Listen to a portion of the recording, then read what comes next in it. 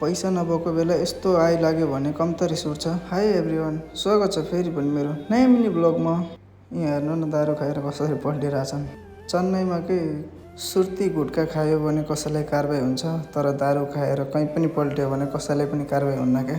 त्यस्तै फेरि अहमदाबादमा गुट्खा बिँडी सुर्ती जे पनि खाऊ, तर दारू खानु भएन, त्यहाँ कारबाही हुन्छ दारू खायो भने। सबै ठाउँ अलग अलग नियम काबु लागेको छन्।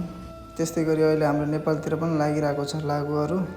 तर कमाउन आउँछन् कति टाढाबाट के गर्छन्। रुम्जाने बाटोनिरै भट्टी छ क्या, त्यहाँ यति मान्छेहरू हुन्छ नि दारू खानेवाला। पैसा हुनेले ब्रान्डेड खान्छ। अब दिनभरि जो गधा मजदुर गर्छ मेरो जस्तै, त्यसले चाहिँ पोटली खाएर ज्याब भएर पल्टेको हुन्छ क्या।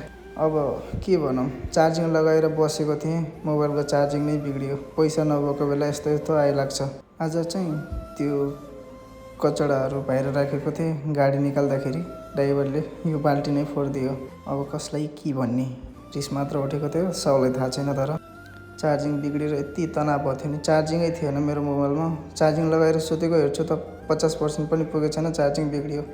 अब पैसा थियो मसँग 500, त्यही भएर फटाफट गएर लोकल चार्जिङ किनेर ल्याएँ।